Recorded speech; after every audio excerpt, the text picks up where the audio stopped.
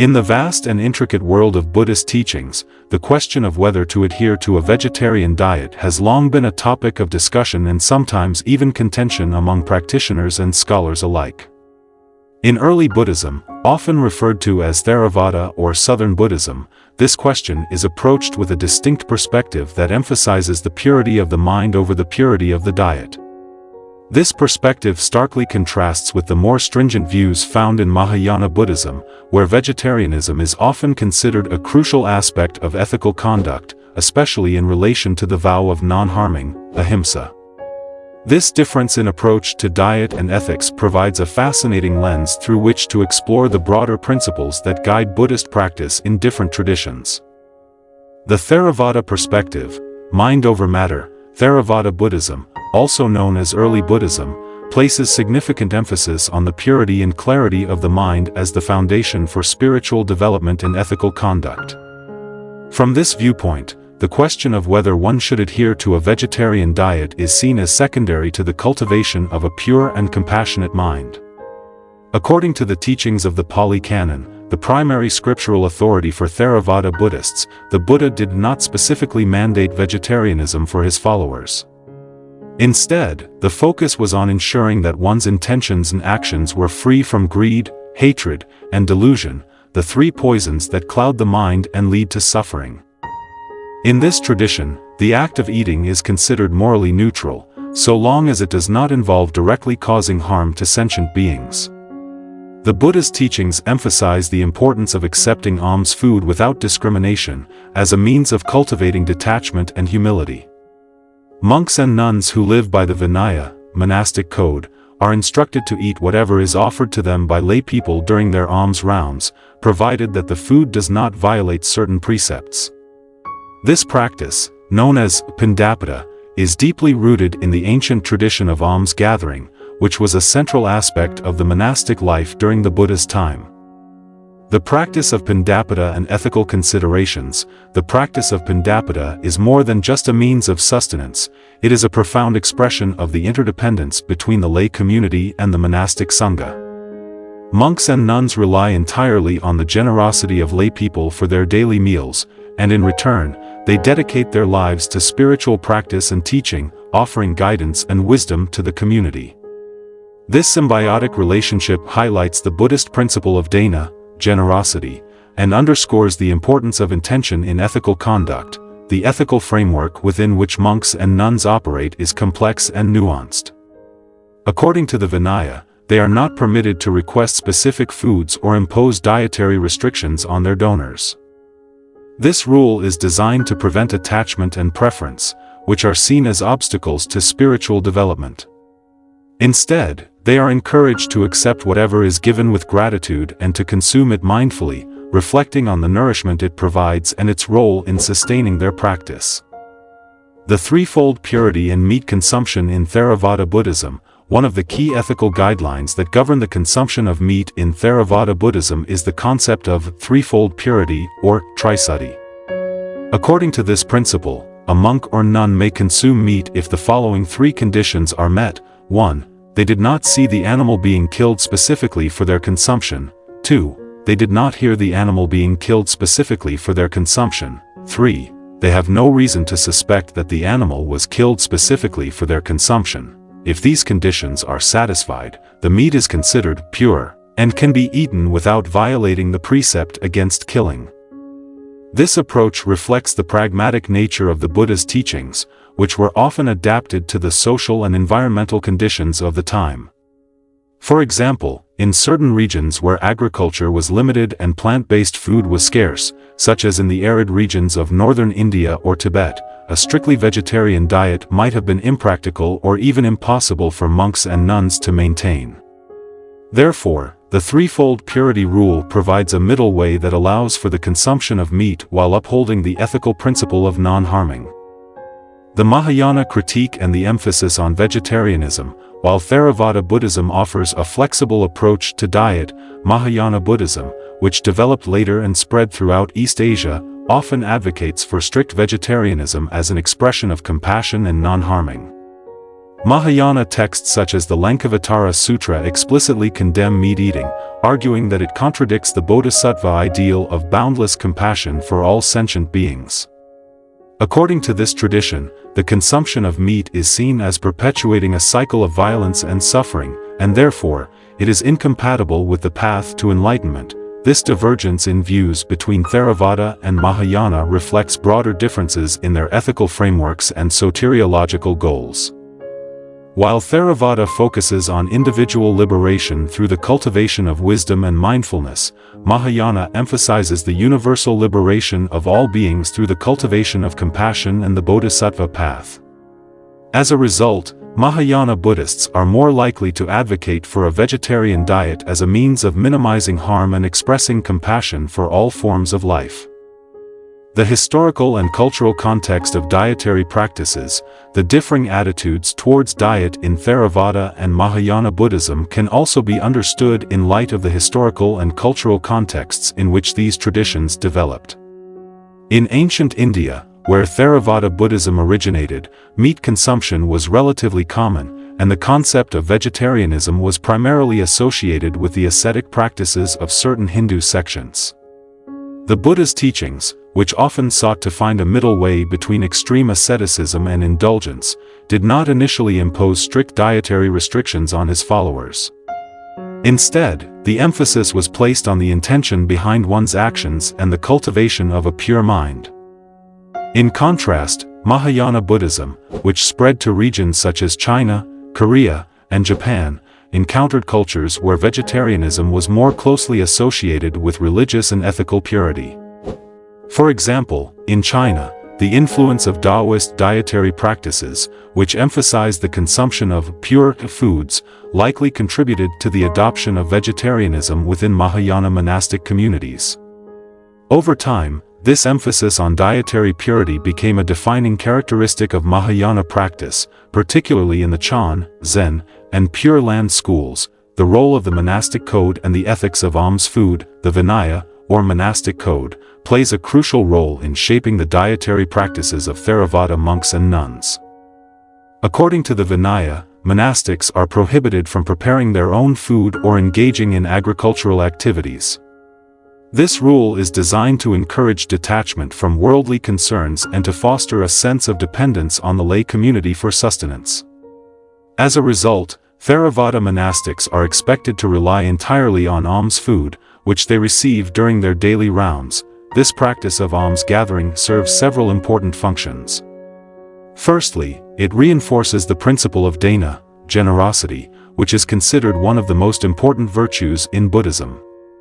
By giving alms, lay people have the opportunity to accumulate merit and to support the spiritual practice of the monastic community.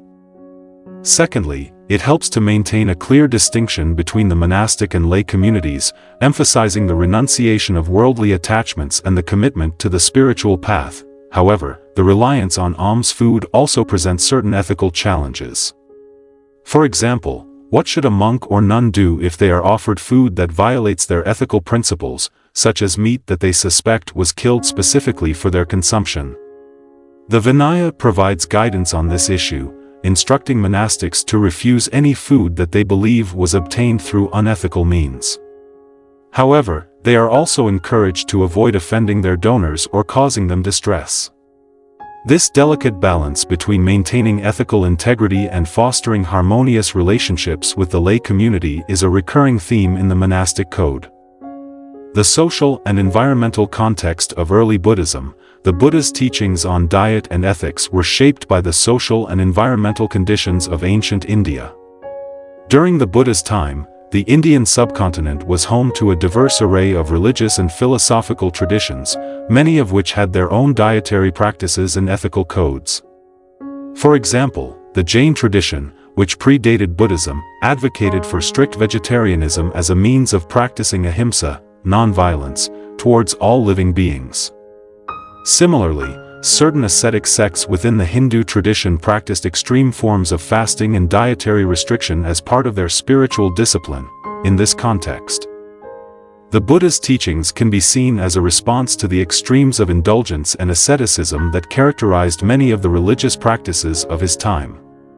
The middle way, which is the central tenet of Buddhist ethics, rejects both extreme austerity and unrestrained indulgence in favor of a balanced and moderate approach to life.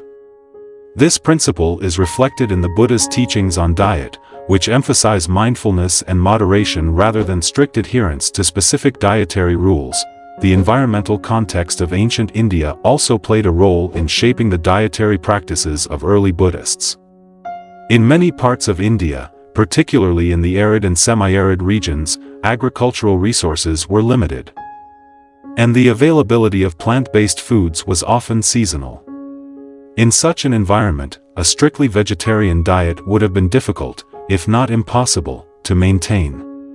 The Buddha's pragmatic approach to diet, which allowed for the consumption of meat under certain conditions, reflects an awareness of these environmental constraints and a recognition of the need for flexibility in ethical practice. The controversy over vegetarianism in Buddhism. The question of whether or not Buddhists should adhere to a vegetarian diet has been a source of controversy within the Buddhist community for centuries. This debate is often framed in terms of the broader ethical principles that guide Buddhist practice, such as the precept of non-harming, ahimsa, and the cultivation of compassion for all sentient beings. Proponents of vegetarianism argue that consuming meat is inherently incompatible with these principles, as it involves causing harm to animals and perpetuating a cycle of violence and suffering. They also point to the example of the Bodhisattva, who is often depicted in Mahayana texts as someone who refrains from eating meat out of compassion for all living beings. On the other hand, opponents of strict vegetarianism argue that the Buddha himself did not mandate a vegetarian diet for his followers, and that the primary focus of Buddhist ethics should be on the cultivation of a pure and compassionate mind. They also note that in many parts of the world, particularly in regions where plant-based foods are scarce, a strictly vegetarian diet may be impractical or even harmful to one's health. Furthermore, they argue that the emphasis on dietary purity can sometimes lead to a sense of moral superiority or attachment, which is contrary to the Buddhist teachings on non-attachment and humility. This debate reflects the broader tension within Buddhism between the ideal of compassion and the practical realities of living in a complex and interconnected world. It also highlights the diversity of thought within the Buddhist tradition and the ways in which different schools of Buddhism have interpreted and applied the Buddha's teachings in different cultural and historical contexts. The role of the lay community in shaping Buddhist dietary practices.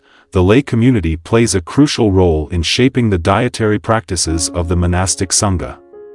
In Theravada Buddhism, the relationship between the lay community and the monastic community is one of mutual dependence and support. Lay people provide the monastics with food, shelter, and other necessities, while the monastics offer spiritual guidance and teaching in return. This relationship is based on the principle of dana, or generosity, which is considered one of the most important virtues in Buddhism. The practice of offering alms food to the monastic community is seen as a way for lay people to accumulate merit and to support the spiritual practice of the monks and nuns. However, this practice also places certain ethical responsibilities on the lay community.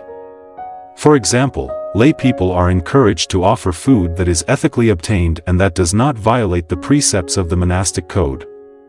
In this way, the lay community plays a key role in shaping the ethical standards of the monastic sangha.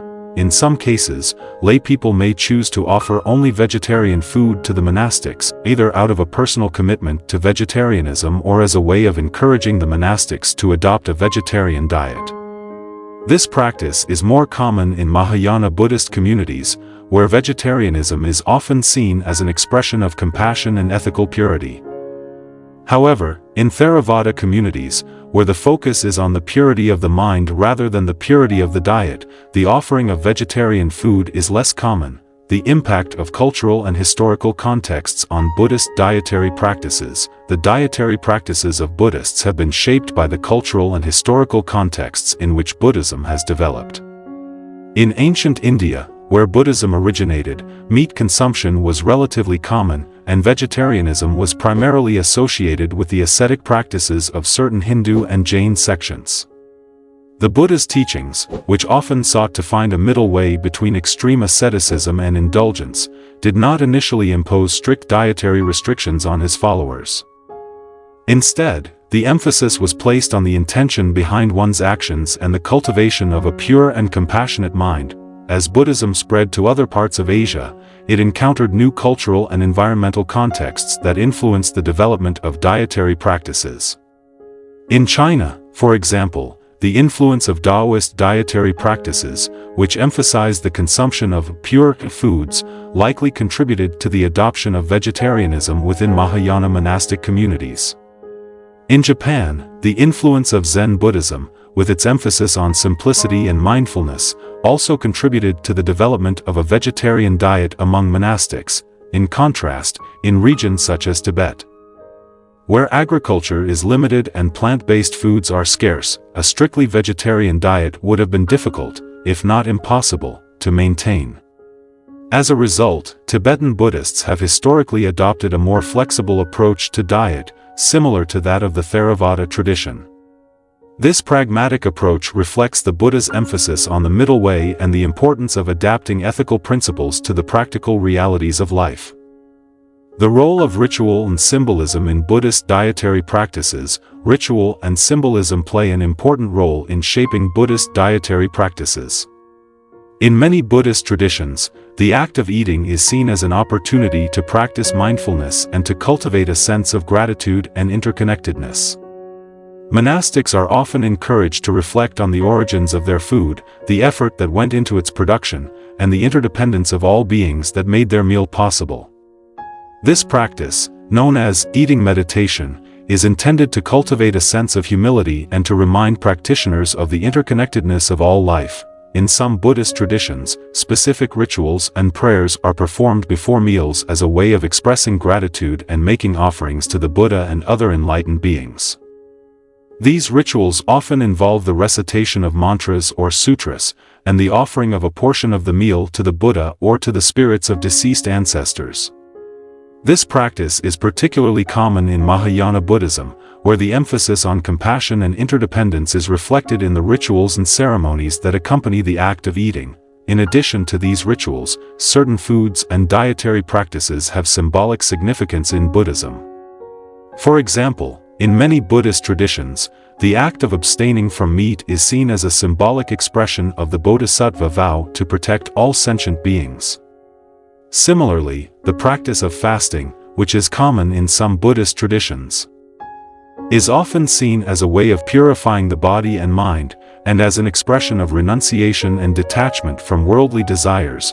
The ethical implications of Buddhist dietary practices. The ethical implications of Buddhist dietary practices are complex and multifaceted.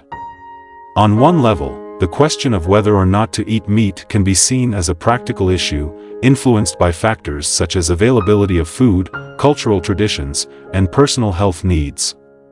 However, on a deeper level, it is also an ethical issue that touches on core Buddhist values such as compassion, non-harming, and the cultivation of a pure mind. For many Buddhists, the decision to adopt a vegetarian diet is motivated by a desire to minimize harm and to cultivate compassion for all sentient beings. This motivation is often rooted in the principle of ahimsa, or non-violence, which is a central tenet of Buddhist ethics.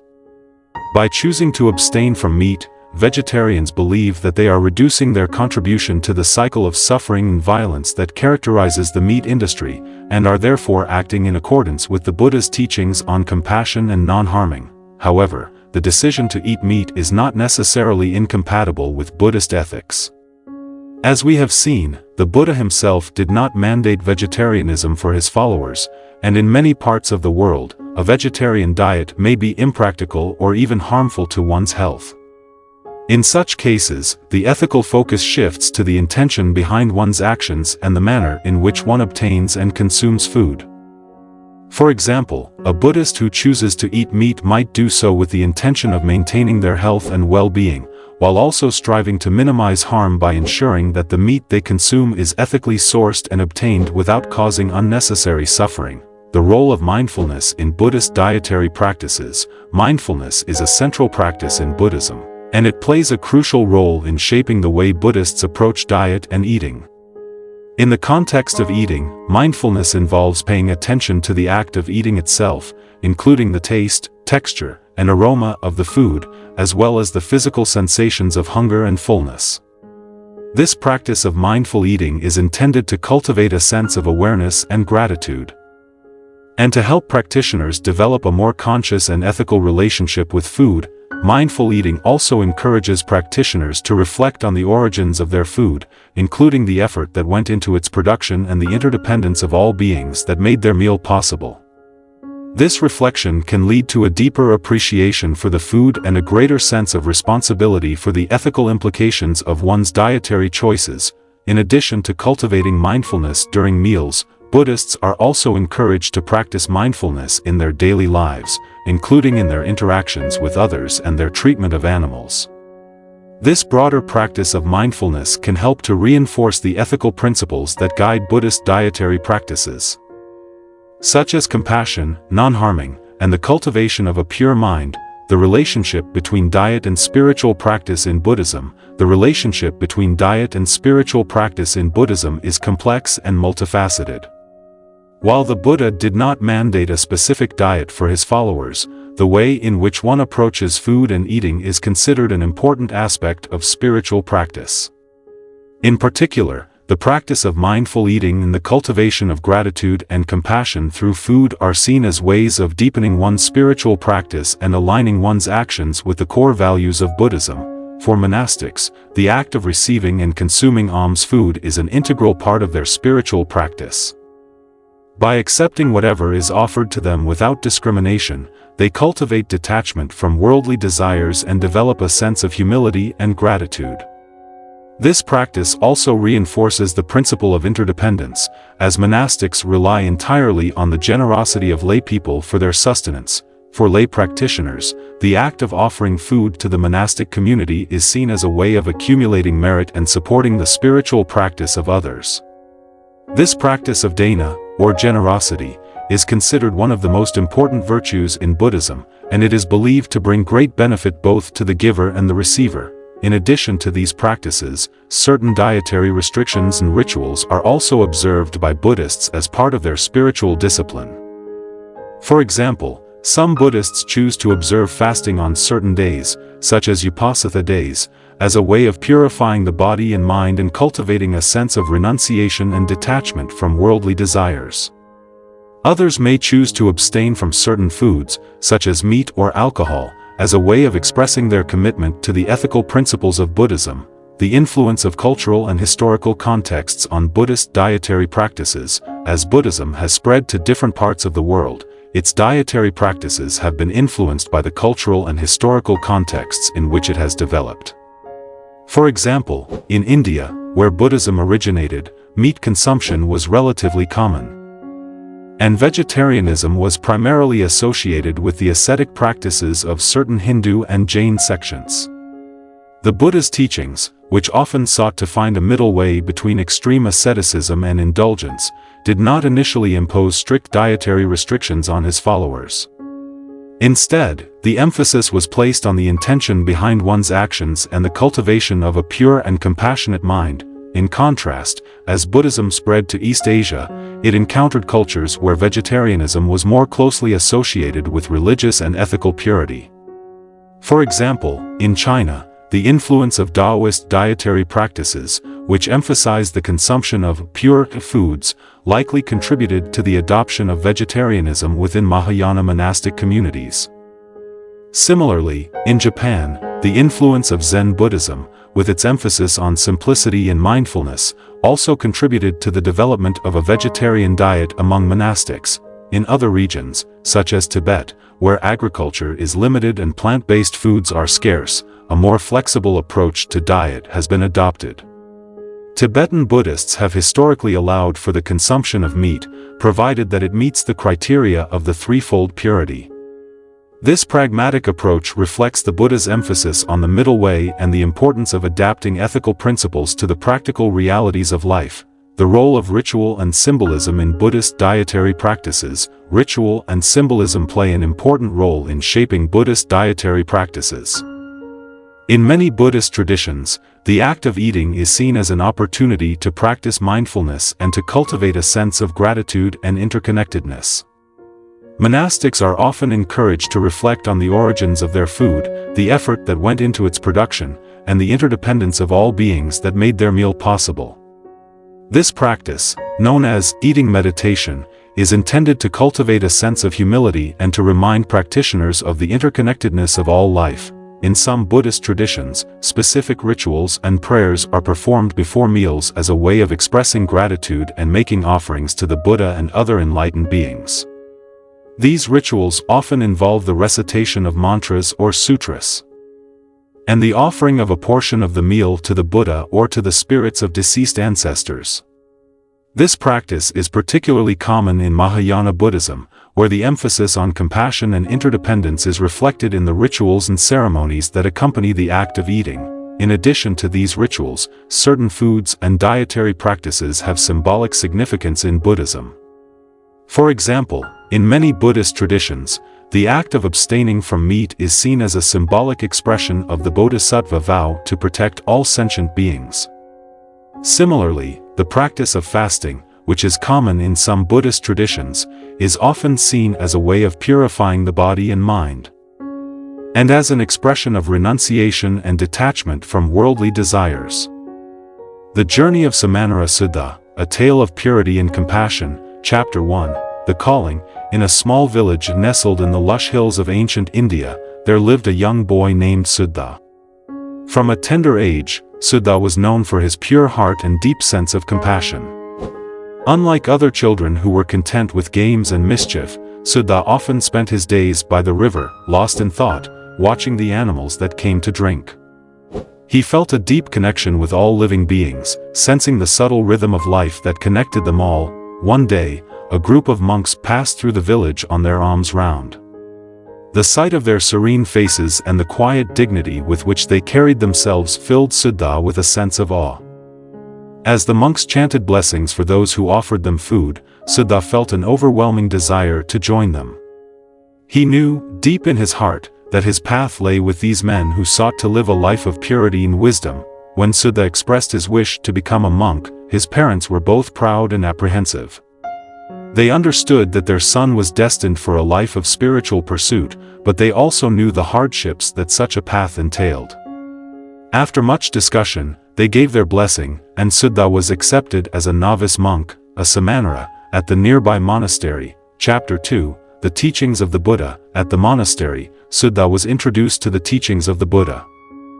He learned about the Four Noble Truths, the Eightfold Path, and the importance of mindfulness and meditation. But what resonated most deeply with him were the teachings on compassion and non-harming, ahimsa. The idea that all beings were interconnected and that one should avoid causing harm to any living creature became the foundation of his practice. Sudha quickly adapted to the monastic life. He embraced the simplicity of the monastery, the discipline of the daily routines, and the tranquility of the meditation hall. His days were filled with chanting, studying the scriptures, and practicing mindfulness in every action. The other monks admired his dedication and the depth of his understanding. Even at such a young age, one day, during a discourse, the head monk spoke about the practice of Pindapata, the traditional alms round. He explained how the monks relied on the generosity of the laypeople for their daily meals, accepting whatever was offered without judgment or preference. The practice, the monk explained, was not just about receiving food but about cultivating humility and detachment. Remember, the head monk said, it is not the purity of the food that matters, but the purity of the mind with which it is received and consumed. Chapter 3, The Dilemma. As time passed, Sudha became more attuned to the nuances of monastic life. He noticed that some of the food offered during the alms rounds included meat, which troubled him deeply. Sudha was well aware of the Buddha's teachings on the threefold purity, which allowed monks to eat meat as long as they did not see, hear, or suspect that the animal was killed specifically for them. However, his compassion for all living beings made it difficult for him to reconcile this practice. One morning, during the alms round, a villager offered Sudha a bowl of meat stew. As he accepted the bowl, Sudha's heart felt heavy. He returned to the monastery, his mind in turmoil. That evening, as he sat in meditation, he could not find peace. The image of the animal from which the meat had come kept flashing before his eyes, and he felt a deep sadness. Unable to resolve his inner conflict, Suddha approached the head monk the next day. With a bowed head and a heavy heart, he expressed his concerns. "Venerable Sir," Suddha began, "I understand the teachings of the Buddha and the practice of accepting alms without discrimination. Yet, my heart aches at the thought of consuming meat. How can I maintain my practice of compassion while participating in a practice that seems to contradict it?" The head monk looked at Suddha with gentle eyes. "Suddha," he said, "your compassion is a sign of your deep understanding and your pure heart. The Buddha taught us the middle way, a path of balance between extremes. The practice of Pandapata is about cultivating humility and non-attachment. We do not seek out meat, nor do we refuse it if it is offered in accordance with the threefold purity. However, the Buddha also taught that each of us must follow the path that resonates with our deepest understanding." Chapter 4, The Middle Way. Suddha pondered the head monk's words for many days. He realized that the practice of compassion was not merely about avoiding certain actions but about cultivating a mind free from attachment and aversion. He understood that the monastic path was about finding a balance, a middle way, that allowed for the cultivation of wisdom, compassion, and detachment. Suddha decided to continue his practice of receiving alms without discrimination. But he made a personal vow to refrain from eating meat when other options were available. He knew that his vow was a personal choice, rooted in his own understanding and compassion, and not something to be imposed on others. This decision brought him a sense of peace, and he felt that he had found a way to honor both the teachings of the Buddha and his deep compassion for all living beings. As the years passed, Suddha grew in wisdom and compassion. He became known for his gentle demeanor, his deep meditation practice, and his unwavering commitment to non-harming. The other monks often sought his counsel, and even the head monk recognized the depth of his understanding. Chapter 5, The Test of Compassion. One day, a great famine struck the region. The fields dried up, and food became scarce. The villagers, who had always been generous with their alms, were now struggling to feed themselves. The monks, too, began to feel the effects of the famine, as their alms rounds yielded less and less food. Despite the hardships, Suddha remained steadfast in his practice. He continued to go on his alms round each morning, accepting whatever was offered with gratitude.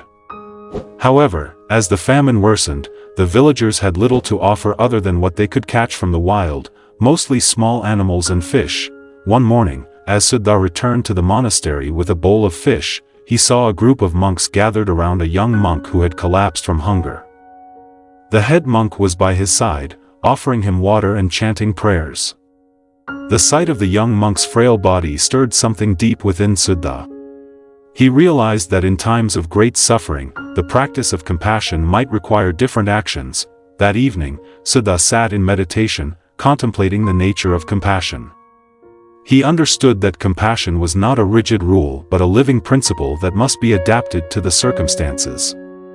In the face of the famine, he realized that refusing to eat what was offered might mean failing to care for his own health and the well-being of the community. He decided that, until the famine passed, he would eat whatever was offered. Trusting that the intention behind his actions was pure. Chapter 6, The Resolution. The famine eventually ended, and the villagers' fields began to yield crops once again. The monks returned to their regular alms rounds, and the food offerings became more varied. Suddha resumed his practice of refraining from eating meat when other options were available, but the experience of the famine had deepened his understanding of compassion. He realized that the true practice of compassion was not about following rigid rules but about responding to the needs of the moment with wisdom and an open heart. It was about finding the balance between maintaining one's ethical principles and being flexible enough to adapt to the changing circumstances of life. Suddha continued to live at the monastery, growing in wisdom and compassion. He became a beacon of light for others, teaching them not only through his words but through his actions. The villagers respected him deeply, and the other monks often sought his guidance on matters of ethics and practice. Chapter 7, The Legacy of Suddha. As Suddha grew older, his reputation as a wise and compassionate monk spread far and wide. People from distant villages came to seek his counsel, and even kings and noblemen sought his advice. But despite the attention and respect he received, Siddha remained humble and grounded in his practice. One day, sensing that his time on earth was nearing its end, Siddha gathered the monks and villagers together. He spoke to them about the importance of compassion, non-harming, and the middle way. He reminded them that the true path of the Buddha was not about rigid adherence to rules but about cultivating a pure heart and a mind free from attachment. Remember, he said, the teachings of the Buddha are a guide to help us navigate the challenges of life with wisdom and compassion. It is not enough to follow the rules, we must understand the spirit behind them. We must live each moment with mindfulness, guided by a heart that seeks to do no harm and to benefit all beings. As he finished speaking, Siddha closed his eyes and entered deep meditation. The monks and villagers watched in silence as his breath slowed and his body became still. In that moment, they knew that Siddha had attained the ultimate peace, a peace that came from a life lived with wisdom, compassion, and an unwavering commitment to the middle way. Epilogue: The spirit of Siddha, the story of Samanera Siddha became a cherished tale passed down through generations. His life was celebrated not only for his wisdom and compassion but for his ability to embody the teachings of the Buddha in a way that was both practical and profound. Monks and lay people alike were inspired by his example, striving to live with the same balance, humility, and compassion that Siddha had demonstrated. The monastery where Siddha had lived became a place of pilgrimage, where people came to meditate and reflect on his teachings. The head monk, who had guided Siddha in his early years, often spoke of him with great admiration, reminding the younger monks that the true measure of a practitioner was not in the strictness of their adherence to rules but in the purity of their heart and the depth of their compassion. And so, the legacy of Siddha lived on, a testament to the enduring power of the Buddha's teachings and the transformative potential of a life guided by compassion, non-harming, and the middle way.